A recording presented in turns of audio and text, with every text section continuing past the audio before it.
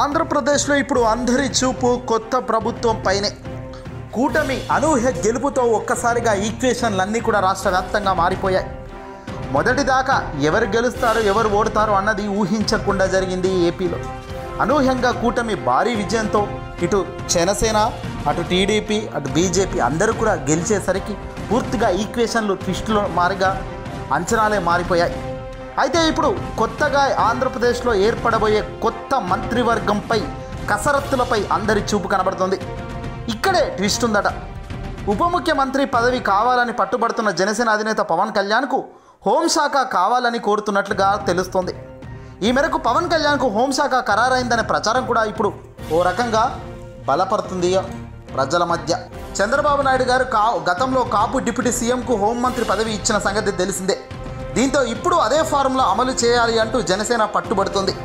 మరోవైపు కేంద్ర కేబినెట్లో కూడా కాపులకి అవకాశం దక్కని అంశాన్ని ప్రస్తావిస్తూ పవన్ కళ్యాణ్కు హోంశాఖ ఇచ్చి ఆ గ్యాప్ను బ్యాలెన్స్ చేయాలనే డిమాండ్ ఇప్పుడు జనసేన నుంచి గట్టిగా వినబడుతుంది. మరి జనసేన డిమాండ్కు టీడీపీ ఓకే చెబుతుందా, లేదంటే టీడీపీ తమ నిర్ణయమే గట్టిగా అమలు చేస్తుందా అన్నది మాత్రం ఇక్కడ సస్పెన్స్గా కనబడుతుంది.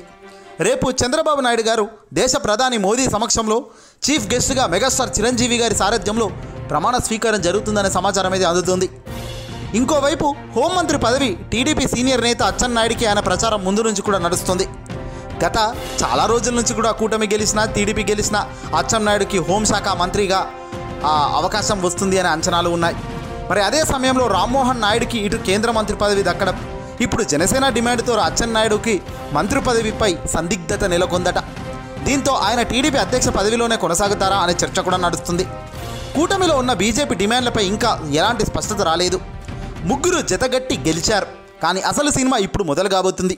పదవుల్లో కానీ మంత్రివిల్లో కానీ ఎక్కడా కానీ సీట్ల విషయంలో కానీ జోక్యం అందరిది ఉంటుంది.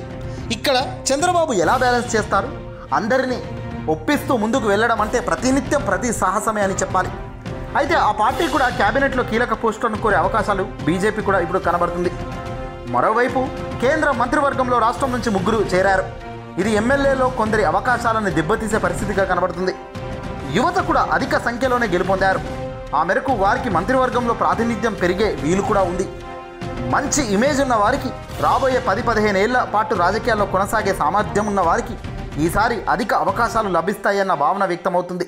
ఈ పరిణామం కొందరు సీనియర్ల అవకాశాలకు గండి కొట్టొచ్చు, చెప్పలేము. మొదటనే నారా లోకేష్ గారు అప్పట్లోనే చెప్పారు సీనియర్లను పక్కన పెడతామని. మరి అదే ఫార్ములాతో ఇప్పుడు సీనియర్లను పక్కన పెడితే మరి వాళ్ళు ఊరుకుంటారు? ఇక స్పీకర్ పదవి కోసం సీనియర్ల మధ్య చాలా తీవ్రమైన పోటీ నెలకొందట. కళా వెంకట్రావు, అయ్యన్న పాత్రుడు, బుచ్చయ్య చౌదరిల పేర్లు పరిశీలనలో ఉన్నట్లుగా కనబడుతుంది. ఈ ముగ్గురు 7 సార్లు గెలిచిన ఎమ్మెల్యేలే కావడం విశేషం.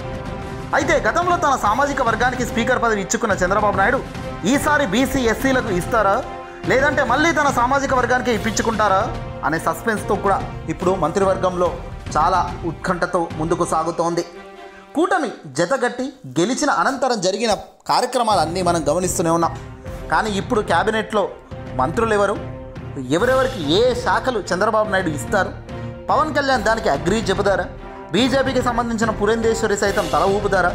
అన్నిటికీ చంద్రబాబు చెప్పినట్టే జరుగుతూ పోతే మాత్రం మరి రాబోయే రోజుల్లో మాత్రం ఎక్కడ వీళ్లకు విరుగుడు పడుతుంది? ఖచ్చితంగా ఇప్పుడే మొదలవుతుంది. ఏదేమైనా కూటమి అనూహ్య గెలుపుతో తెరపైకి కొత్త ఈక్వేషన్లు, కొత్త కష్టాలు కూడా వస్తున్నాయి. ఏదేమైనా ఆ కష్టాలను ఎలా అధిగమిస్తారో, ప్రజలు ఇచ్చిన మ్యాండేట్కు గౌరవప్రదంగా వాళ్ళు ఏ రకంగా హామీలనన్నీ నెరవేర్చి గెలుస్తారో అన్నది మాత్రం చూడాల్సిందే. ఇక